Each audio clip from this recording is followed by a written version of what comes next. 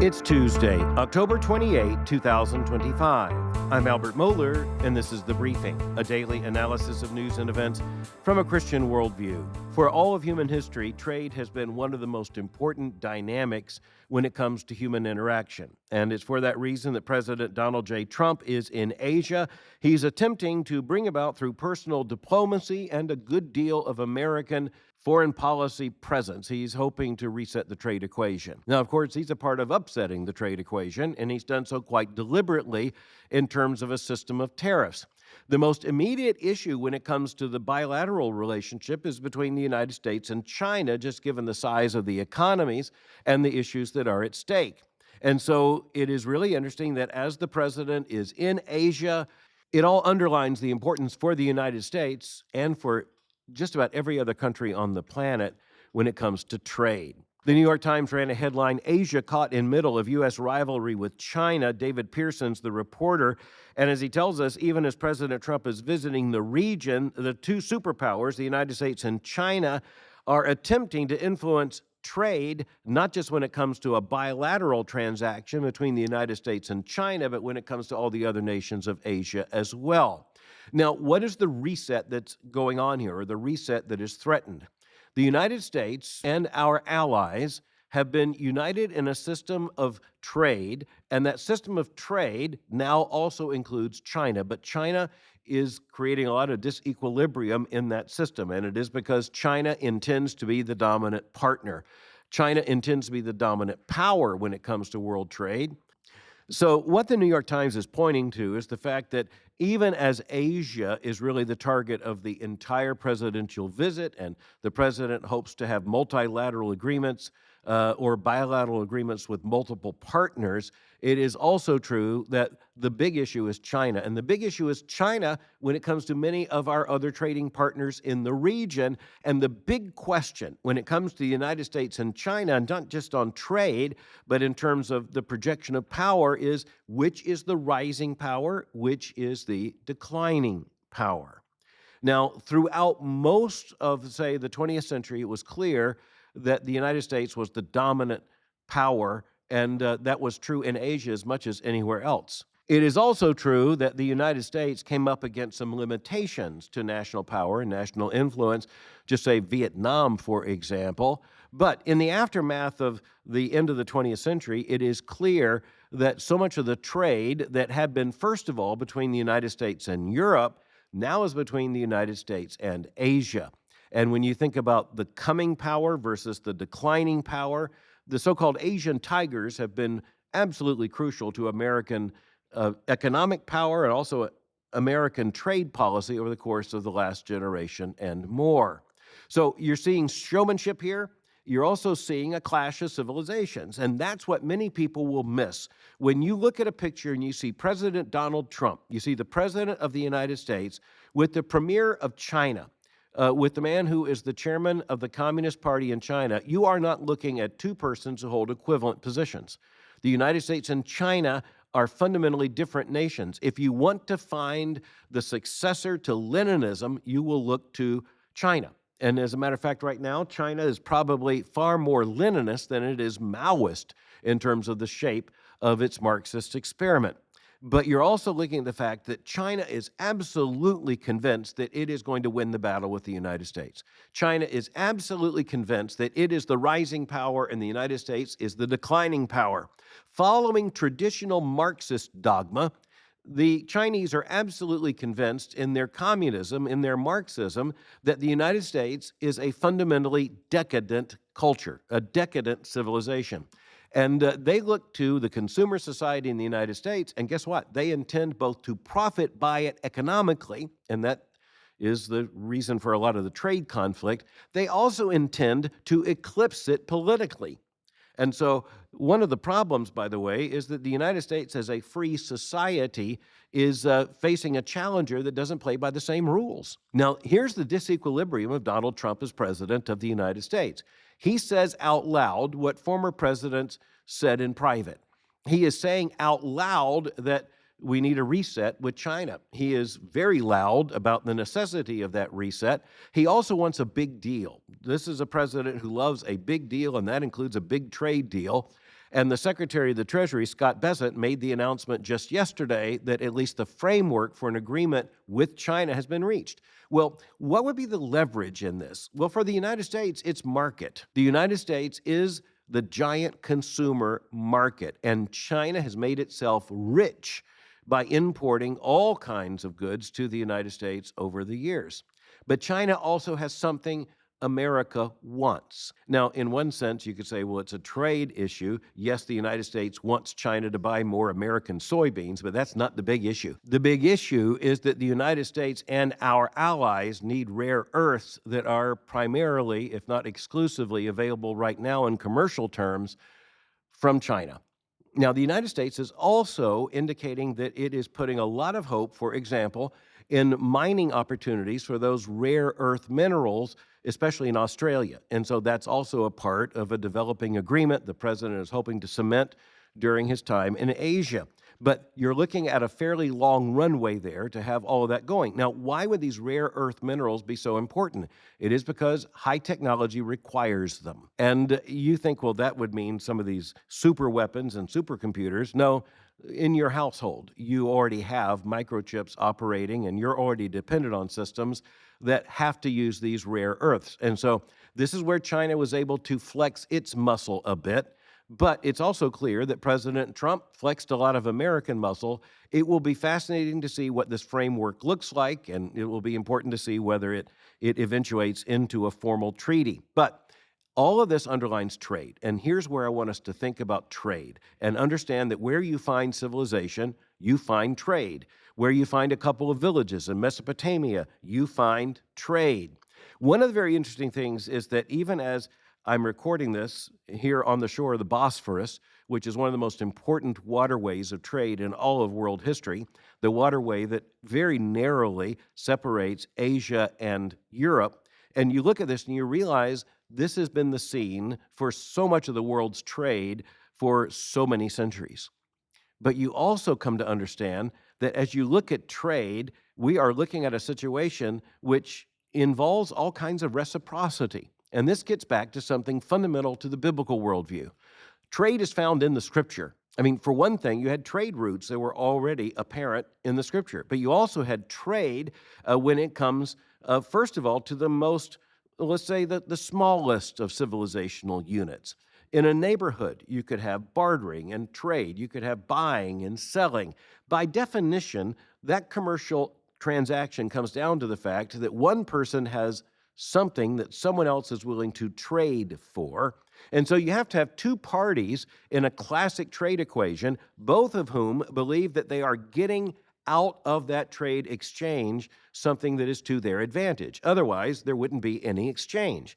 You have, say, a piece of fruit to sell. Someone else has a piece of meat to sell. You want fruit. He wants meat. You find a way to transact in order for you to get what you need. World trade is exactly that with unbelievable complexity. And that's one of the reasons why it is so difficult to achieve these long-lasting trade agreements.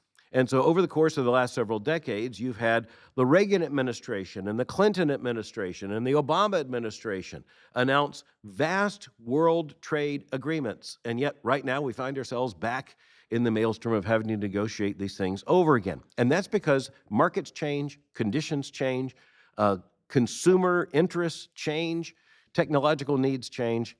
But we understand that trade is one of the ways we see the relationship between nations. And here's another little interesting footnote in world history. When you think about trade, and you think about the Bosphorus here, you think about trade between Asia and Europe, you have to fast forward into the 16th century and the early 17th century, and you find something absolutely amazing. At least I find it amazing. And that is that after the death of King Henry VIII, after you had Edward VI come to the throne and die, and then Bloody Mary come to the throne and die, then you had Elizabeth come to the throne, and of course that is now seen as one of the golden eras in England's history. Queen Elizabeth and her illustrious reign. But Queen Elizabeth was faced with a huge trade challenge, and that is the fact that the Spanish, with the Spanish Armada and all the rest, controlled so much of the trade, and that included trade with North Africa. England was really emerging as a vast commercial powerhouse. She certainly wanted it to expand that way, but where could England look for trade? And this is where Elizabeth had a plan, and of course she also had members of her court to help her to bring this about. She made overtures to the Islamic world.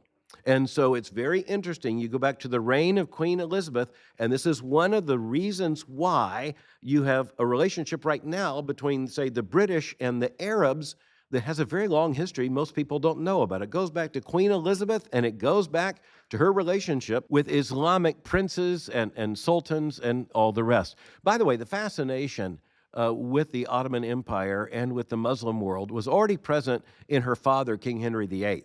King Henry VIII liked to dress up in Muslim attire to sleep. He liked the idea of pajamas, and he wore Arab pajamas. And, if you're King Henry VIII, you could wear whatever you want to wear. And so there was a fascination with the East, and Elizabeth saw this as an opportunity. She had an intrepid young man in her service, and by the way, he began in the service of previous monarchs, and when he left, he never knew exactly who was going to be on the throne in England when he got back. It was an arduous and long journey, but he made some of those very initial trade agreements that helped to create the contact between the two cultures, the culture of England, later, of course, the culture of Great Britain, and of the Arab world, the Muslim world, and that included with the Ottoman Empire. But it's also fascinating to know that Elizabeth had to write court letters. That's one of the ways that these kind of trade arrangements were made. You would have someone with something like the rank of an ambassador, we would say today, who would take a formal letter. If you're representing the Queen of England, you take a letter from the Queen of England, but the Queen of England did not know to whom she should address the letter, and at least one major Muslim leader was very offended by the way she addressed, and he said, it is like she came up with this from the Old Testament. That was not meant as a compliment. Well, at this point, let's shift gears. Let's look at a different topic. I want to look at a report from National Public Radio. It was released just yesterday. Sarah McCammon is the reporter on the story.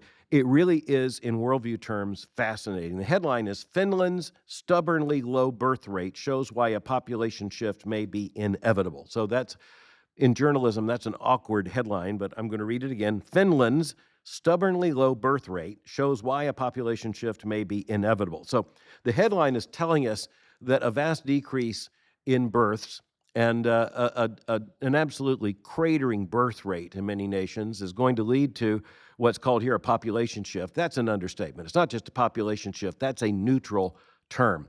This will not be a neutral development. This is going to be a horrifyingly it'll be a devastating development. And Christians have to look at this, and we're not primarily interested in the economics. We're not primarily interested in this birth rate by itself. We're desperately interested in what is behind it, because there is no leading indicator which would come with more revelatory power when it comes to worldview than birth rate. Let's just put it this way. When you abandon the Christian worldview and you embrace secularism, guess what? One of the signs is you stop having babies. But all right, we're talking about Finland, which, by the way, is one of the most secularized of European nations. But let's go to the report from NPR. Quote, families in the U.S. and around the world are having fewer children as people make profoundly different decisions about their lives.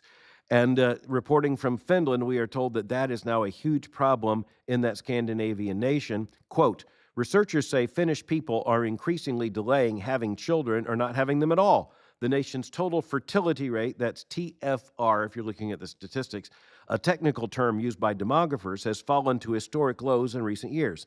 Although there have been some signs of a possible rebound in recent months, the number remains less than 1.3 children per woman, well below the replacement level of 2.1 needed to maintain a steady population. Okay, so it turns out Finland has the lowest fertility rate of all Nordic countries. And I'll just say that means it's really, really low. You have to look to a country like Korea in order to see a similar kind of cratering birth rate. And it's not just those countries, it's many others. And by the way, as you note, the lead at NPR mentioned the United States. The United States is not where Finland is, but we are headed in that same direction. So obviously, for Christians, just massive issues here. But why would NPR run this story in this way?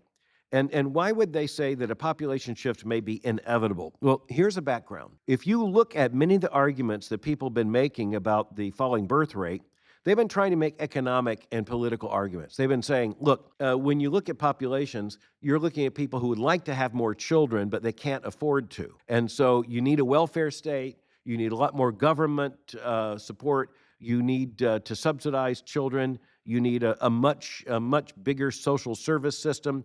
Well, let's just put it this way. It's hard to get bigger on any of those issues than Finland. Finland is one of the most classic welfare states, but in Finland, they now have a decreasing birth rate that's showing up in a devastating way. As we're told in the article, benefits for Finnish parents, quote, go far beyond free baby clothes and blankets. Both mothers and fathers receive government-subsidized parental leave, low-cost child care, and national health care, end quote. So if you're talking about people saying, well, we would have more babies if only we had more government support.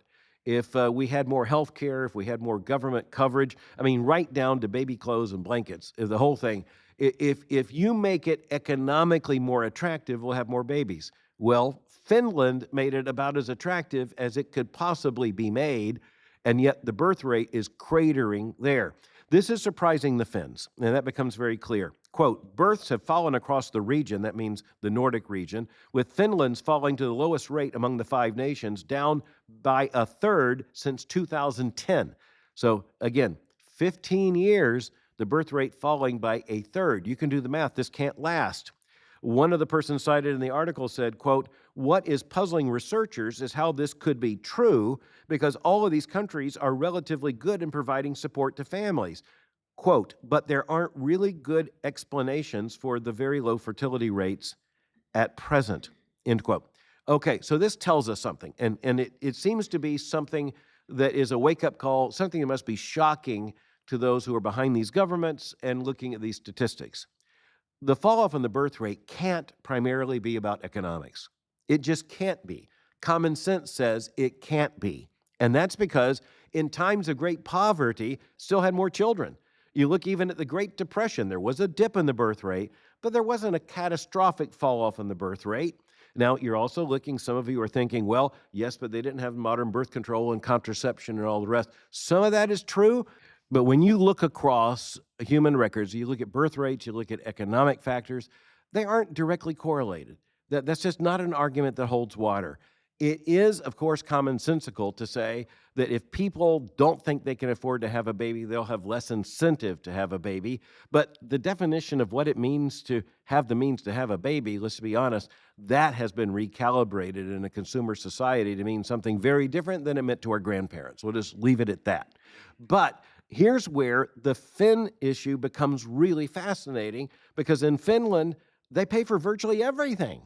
And it is a welfare state, almost from, say, cradle to grave. And yet the birth rate is falling precipitously there. It is interesting to see people ask, how could this be so? And you know one of the things they're blaming? Smartphones. No kidding, smartphones. We are told, quote, many young people are focusing on their education and careers. Those who have children are having them later. Young people are also having a harder time forming relationships, and some researchers think technology is partly to blame. One person said, quote, screens are away from actual physical embodied interactions, and it's in those interactions that babies get made. Okay, that is the weirdest explanation of sex education I have ever heard. Where do babies come from? It all starts with embodied interactions. Okay, well, hard to argue with that. But the person goes on, the expert cited here, to say the physical part of our humanity is obviously at stake, end quote. Okay. Now, I realize there could be a translation issue here, but I'm going to look at that sentence again. The physical part of our humanity is obviously at stake. You know, the biblical worldview reminds us that we don't have humanity apart from the physical part. All this to say, when Christians look at a falling birth rate, we know that it is a theological problem, it is a spiritual problem, it is a worldview problem. We see that it is correlated with secularization. The more secular a society becomes, the lower the birth rate goes. We also understand that changes in lifestyle issues have made a big difference. And one of those is women going into the workplace and putting off having children. The bottom line is that the longer you wait, when speaking of women in this case, the longer a woman waits to become a mother, the harder it is for her to do two things. Number one, to get pregnant at a certain age, and then secondly, to have multiple babies. Those two things just go together. That's biology. But it's also evidence of the accumulated decisions made by human beings as moral agents. And these decisions come with consequences. And here's just something we have to face. I think it's very interesting that in 2025, there are those who are saying, evidently money isn't the most important factor here. If money were the most important factor, then Finland would have a skyrocketing birth rate, not a falling birth rate. And so they wonder what kind of problem it is. And here's where Christians say it is a worldview problem. It is a conviction problem. If you do not see a part of human existence directly assigned towards a man and a woman coming together in marriage and having children to the glory of God, being fruitful and multiplying and fill the earth, then you're going to see this as a sociological problem or a financial problem. There will be a sociological and a financial dimension, but Christians understand this is first and foremost a spiritual problem. Money will not fix it. In a related development, I want to turn to an article by Mary Wakefield published at the Spectator, very important conservative news source. It's entitled The Elimination of Motherhood. She writes this, quote, "Scientists at the Oregon Health and Science University have created the beginnings of a baby using not human eggs, but skin cells. She says, my reaction upon reading this news was to try to fold it up and tuck it away deep in some mental crevice where I'd be sure never to see it again, because the implications are just too grim, the potential for suffering too much to bear. She says, what the lab has done is devise a way to persuade human skin cells to behave like sex cells, eggs and sperm, and to divide using not only mitosis, which replicates all 46 chromosomes, but meiosis, which results in just 23. Once they discarded half their chromosomes, the skin cells can then be fertilized with sperm just as if they were human eggs. The scientists created 82 potential little skin cell babies this way, and 7 survived, dividing and developing, dutifully becoming embryos. That means human embryos. So we're looking at the ethics of human embryo research here. Absolutely problematic. But what Mary Wakefield sees here is something that I think many people have missed. She sees this as the death of motherhood. And she sees this as a part of the modern secular dream, and in particular of the modern secular homosexual dream, because this would allow 2 homosexual men to, quote, have a baby without even an egg. As she says, this means that, quote, 2 humans of the same biological sex will be able to make a baby out of their combined genetic material. Quote, 2 men will be able to have their own genetic child, one of them donating a cell that cosplays as egg and is fertilized by the other's sperm, end quote. So let me just stop here and say, we are already talking about things I never had to explain to my grandfather, and my grandfather shouldn't and couldn't have explained to me. This is new territory. It's dangerous new territory. I reported on the development of these cells, and I pointed to the fact that this is already transgressing where human beings should not go. I think to that argument, Mary Wakefield makes the very important point that this is really the subversion of motherhood. And if you take the egg away, and you don't need the mother, you don't need the female for the production of eggs, then all you need is a womb.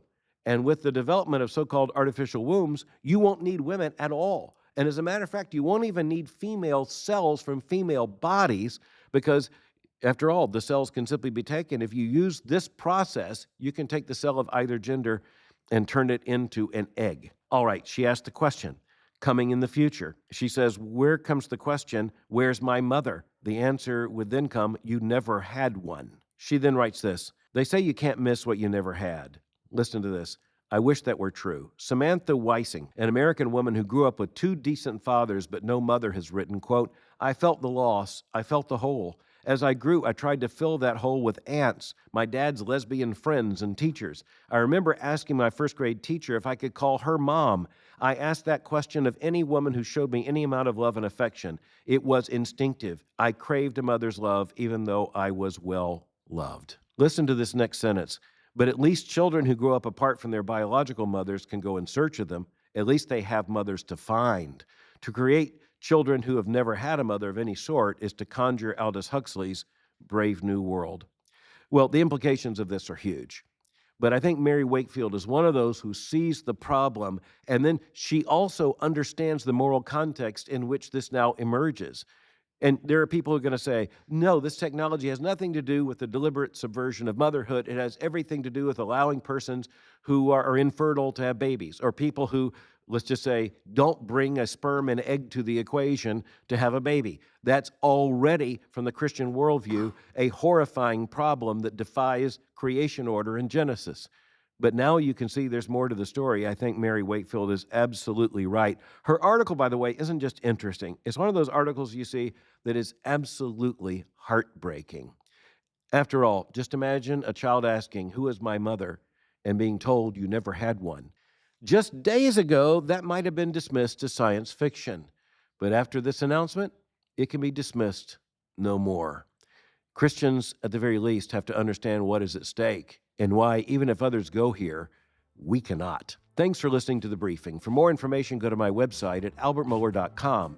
You can follow me on X by going to x.com/Albert Mohler. For information on the Southern Baptist Theological Seminary, go to sbts.edu. For information on Boyce College, just go to boycecollege.com. I'm speaking to you before a live audience in Istanbul, Turkey, and I'll meet you again tomorrow for The Briefing.